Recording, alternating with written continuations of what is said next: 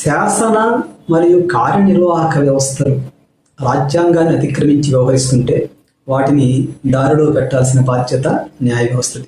అదే సందర్భంలో ప్రజల యొక్క హక్కుల్ని కాపాడాల్సిన బాధ్యత కూడా న్యాయ వ్యవస్థది. అంతేకాకుండా రాజ్యాంగాన్ని కాపాడవలసినటువంటి బాధ్యత కూడా న్యాయ వ్యవస్థది. అంటే రాజ్యాంగమే కోర్టుల పైన అంటే న్యాయ వ్యవస్థ పైన ఒక బృహత్తరమైనటువంటి బాధ్యతని పెట్టింది.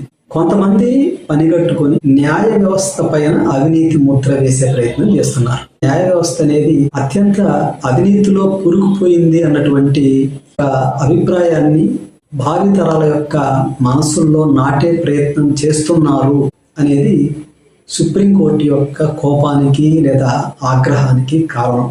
NCERTకి చెందినటువంటి 8th క్లాస్ సోషల్ స్టడీస్లో న్యాయ వ్యవస్థ పైన ఒక పాఠ్యాంశం ఉంది, ఒక లెసన్ ఉంది. The role of judiciary in our society ఆ టాపిక్ పేరు. కొత్తగా తీసుకొచ్చినటువంటి ఒక సెక్షన్ లేదా ఒక సబ్ టాపిక్ సుప్రీంకోర్టుకి ఆగ్రహం కలగటానికి లేదా కోపం రావటానికి కారణం అని చెప్పేసి మనం చెప్పొచ్చు.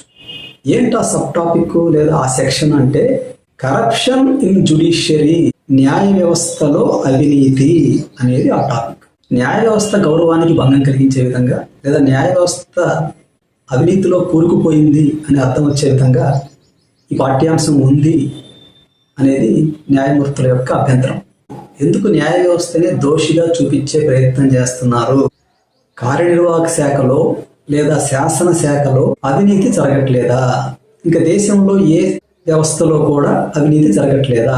సుప్రీంకోర్టు ప్రధాన న్యాయమూర్తి సూర్యకాంత్ గారు ఏం చెప్తున్నారంటే, ఏ ఒక్కరూ కూడా న్యాయ వ్యవస్థ యొక్క గౌరవానికి భంగం కలిగించే విధంగా వ్యవహరిస్తే దాన్ని సహించము. సో దీనిపైన సుమోటోగా సుప్రీంకోర్టు కేసు ఫైల్ చేసింది. అయితే NCERT స్పందించి పాఠ్యాంశాలని వెబ్సైట్ నుంచి డిలీట్ చేసింది. అలాగే ఆల్రెడీ ప్రింట్ అయ్యి మార్కెట్లోకి వెళ్ళినటువంటి బుక్స్ని కూడా వెనక్కి తెప్పిస్తామని చెప్పేసి NCERT ప్రకటించింది. అయితే ఇక్కడ మనం అర్థం చేసుకోవాల్సిన విషయం ఏంటంటే, ఎక్కడా కూడా సుప్రీంకోర్టు న్యాయ వ్యవస్థలో అవినీతి లేదు అని చెప్పేసి చెప్పట్లా. అయితే కేవలం న్యాయ వ్యవస్థని మాత్రమే దోషిగా చూపించడం ఎంతవరకు కరెక్ట్ అనేది న్యాయమూర్తుల యొక్క వాదన.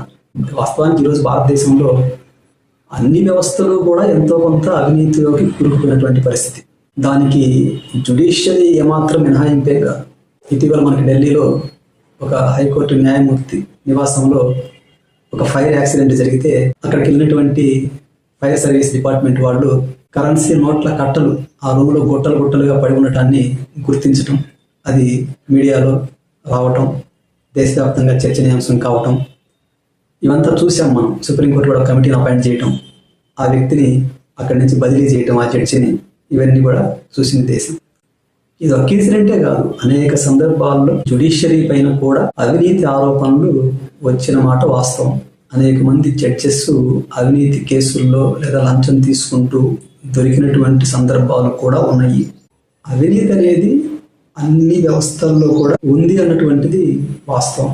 కేవలం ఒక్కరిని దోషిగా చూపించే ప్రయత్నం ఇక్కడ వివాదానికి కారణం. కరప్షన్ అనేటువంటి అంశాన్ని పాఠ్యాంశంగా పెట్టి దాంట్లో శాసన, కార్యనిర్వాహక, న్యాయ వ్యవస్థల్లో దేంట్లో ఏ రకంగా అవినీతి జరుగుతుంది అన్నటువంటి విషయం పెట్టుంటే ఇంత వివాదాస్పదం అయ్యేది కాదు ఇది.